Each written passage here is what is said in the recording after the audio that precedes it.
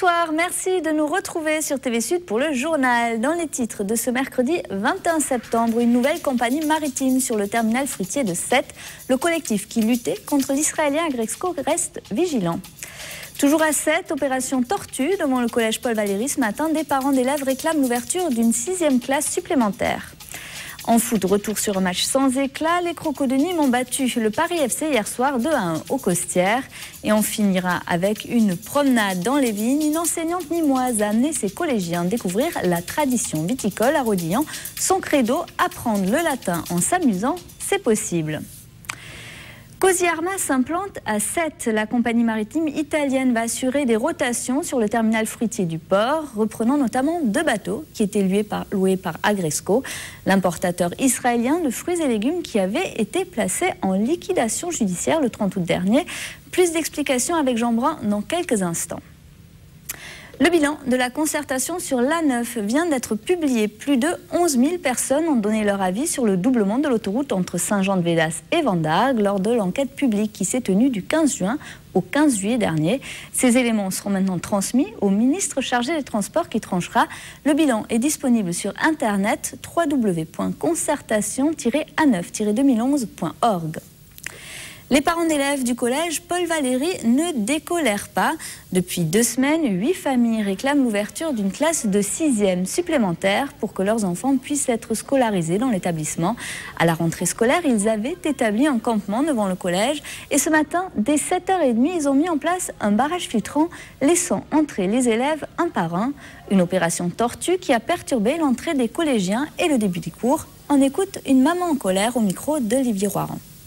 Le message après 2 semaines de lutte, c'est quand même dire aux gens qu'on est là pour se mobiliser, pour réouvrir cette classe de 6e au collège Paul Valéry et puis surtout décharger toutes les classes de la ville de Sète qui sont surchargées.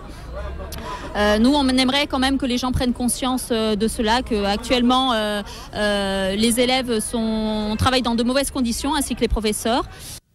Et les parents d'élèves restent mobilisés. Ils pourraient mener de nouvelles actions ces prochains jours.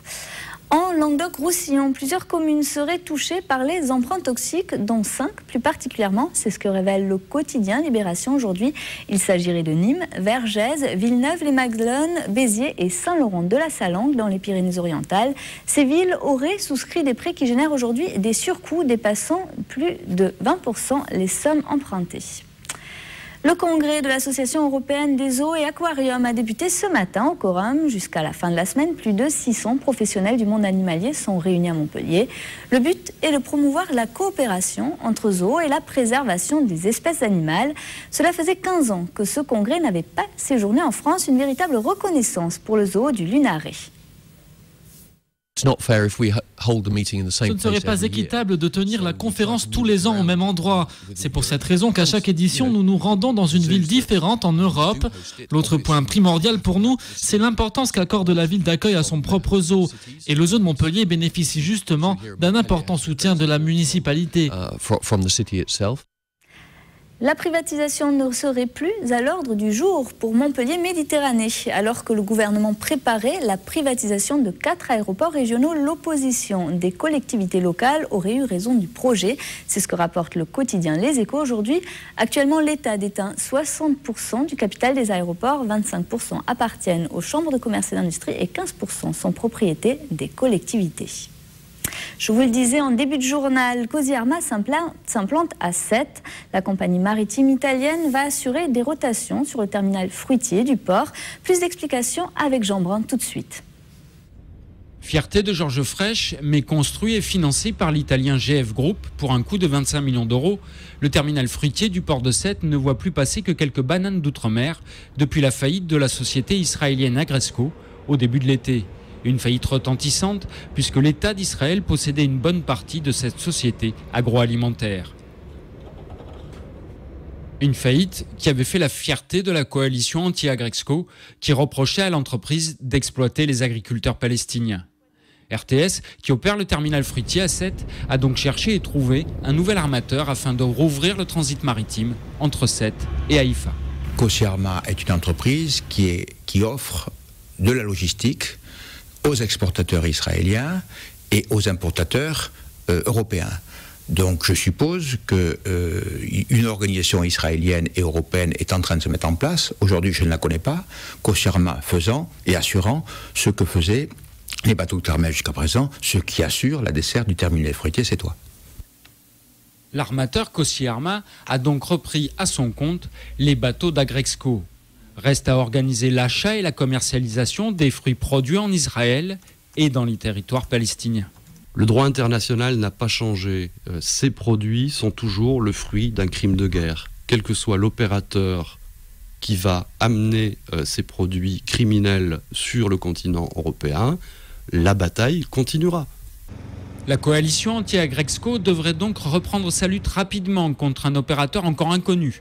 Selon nos informations, la direction générale du terminal fruitier, RTS, se trouve actuellement en Israël pour trouver un accord avec un exportateur.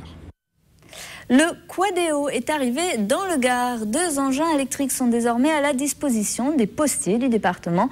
Une solution écologique pour faciliter le travail aux facteurs. Plus de détails avec Olivier Michel. Adieu à la bicyclette chère à Jacques Tati, place au Quadéo.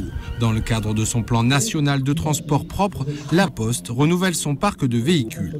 Objectif, réduire l'accidentologie des 125 cm3 et diminuer les émissions de CO2. Nous parcourons 50 fois le tour du monde en une journée, donc on a énormément, on a un parc de véhicules très, très étoffé. L'objectif, c'est de diminuer l'émission de CO2 de 15% d'ici 2012. Construit par Ligier Automobile, le Quadéo roule à 50 km/h, a une autonomie de 25 km et peut transporter jusqu'à 150 kg de courrier. Ça va changer, que je me fatiguerai moins parce que je peux emporter tout le courrier avec moi, je n'aurai plus de dépôt relais à faire.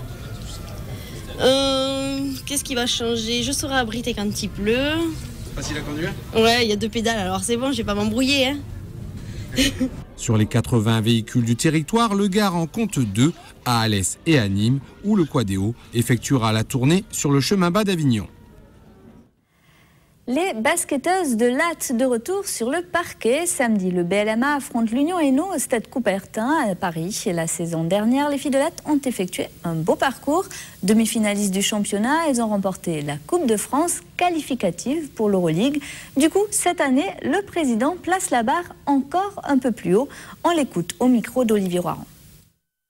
Faire aussi bien, sinon mieux, c'est un champion de France accéder à la finale cette saison et ensuite défendre d'arrache-pied la Coupe de France qu'on a gagnée. Ce qui va changer d'abord, c'est ce qu'apportera le recrutement qu'on a fait en prenant comme la meneuse de l'équipe de France Edwige Lawson-Wade.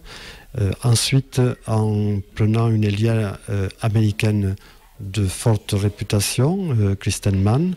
Et donc, on forme des espoirs sur la capacité de cette équipe entraînée toujours par le tandem de Maury-Pratt pour avoir des résultats significatifs. Et les Crocos ont battu le Paris FC hier soir au stade des Costières. Une victoire laborieuse des footballeurs nîmois, 2-1. Et pourtant, les Parisiens n'ont pas démérité. Ce sont même eux qui ont fait le jeu. Retour sur la rencontre avec Franck Chassagnon. Très honnêtement et humblement, je ne pense pas que le Paris FC méritait de perdre aujourd'hui. Il a de quoi être déçu, Alain Mboma, l'entraîneur du Paris FC, hier soir lors de la 8e journée du championnat de France national. Peu convaincant, le Nîmes Olympique a pris les 3 points en s'imposant à l'arraché 2-1. Je pense qu'on n'a pas joué après l'ouverture du score. On a laissé le jeu à l'adversaire qui a des qualités, qui nous a aussi gagné beaucoup de duels et on a reculé. Pourtant, la rencontre a démarré sur les meilleurs auspices pour les Crocos. À moins d'1 minute de jeu, Steve Agui, pour sa première titularisation de la saison, a su trouver le chemin défilé. Ça fait longtemps que je n'avais pas joué. J'ai sorti des bonnes sensations. Maintenant, je pense que le plus important, c'était de prendre les 3 points à la maison, continuer sur cette lancée. Maintenant, c'était dur. Très dur même. Après ce premier but, les Crocos sont au ralenti. Des combinaisons hasardeuses laissant la maîtrise du jeu à leur adversaire. Le Paris FC ne tardera pas à profiter de la situation. Mirza égalise juste avant la pause. En deuxième mi-temps, le Nîmes Olympique retrouve un peu de temps de jeu mais reste fébrile. Beaucoup de blessés, 4 cartons jaunes et un rouge distribué. Il faudra attendre la 77e minute pour se sortir en fin d'affaire avec ce but du malheureux Valdeman qui marque contre son camp. Prend des points on prend des cartons et on perd des joueurs. Alors je ne sais pas si à la fin l'équation ne va pas nous être... Non, c'est vrai. On prend un carton logique. Moi, je pense que je conteste pas ce qu'on a pris. Par contre, je suis un peu étonné que ça soit toujours dans le même sens. Samedi, les Crocos se déplacent à Épinal. Entre les suspensions et les blessés, Thierry Froger devra gérer au mieux pour garder ce rythme. 5 matchs consécutifs sans défaite. Les Nîmois qui grappillent donc 3 points et pointent à la 6e place du classement national devant Créteil, Fréjus et Orléans. En tête du championnat, la ville d'Épinal. Et ce soir, en Ligue 1, c'est le MHSC qui tente de reconquérir sa place. L'ex-leader du championnat a perdu la tête suite à son nul contre Brest. Les footballeurs montpelliérains jouent contre Ajaccio, le promu. Plus de détails dans nos éditions de demain. Le mondial de gymnastique rythmique se tient actuellement à Montpellier. Hier soir, à l'Arena, se disputaient les finales individuelles du cerceau et du ballon. Dans les 2 épreuves, c'est la Russe Evgenia Kanaeva qui s'est classée première. La Française Delphine Ledoux, elle, a décroché la 16e place en cerceau et la 11e avec le ballon. Ce soir, place au massue. Le latin est une langue morte, mais certaines traditions romaines sont-elles encore bien vivantes, comme la culture de la vigne et la vinification. Cette semaine, une quarantaine d'élèves du collège Feuchère de Nîmes ont passé une journée à Rodillon sur la trace de ces traditions viticoles. C'est un reportage de Nicolas Pinchino. Goûter le raisin, analyser les taux de sucre, tester l'acidité des pépins, plusieurs étapes que ces élèves du collège Feuchère à Nîmes ont pu découvrir avec leur professeur de latin en ce début de semaine au lycée agricole de Rodillon. C'est avec ce slogan « Le latin ça mène à tout » que l'enseignante a décidé d'intéresser ses élèves à cette langue morte. On a constaté que les élèves, depuis qu'on menait ce projet, étaient d'une part beaucoup plus assidus, d'autre part beaucoup plus motivés. Et ils approchent ce que nous, on appelle la vraie culture, c'est-à-dire celle qui se vit au quotidien, de manière très concrète. On va mettre les 4 grains dans la bouche et la pulpe, vous allez l'avaler. Les pépins, vous allez les recracher dans votre main. Et les peaux, vous les gardez dans votre bouche. Une journée passée dans les vignes, à la cave et au laboratoire pour découvrir toutes les étapes de la vinification avec les professeurs de la section BTS œnologie.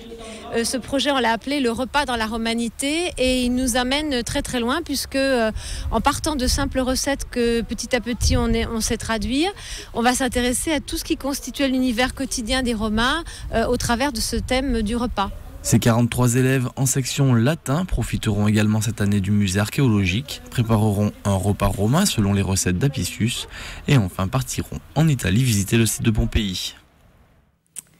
Et voilà, c'est la fin de cette édition. Prochain rendez-vous avec l'actu demain à 12h30. D'ici là, passez une agréable soirée sur TV Sud.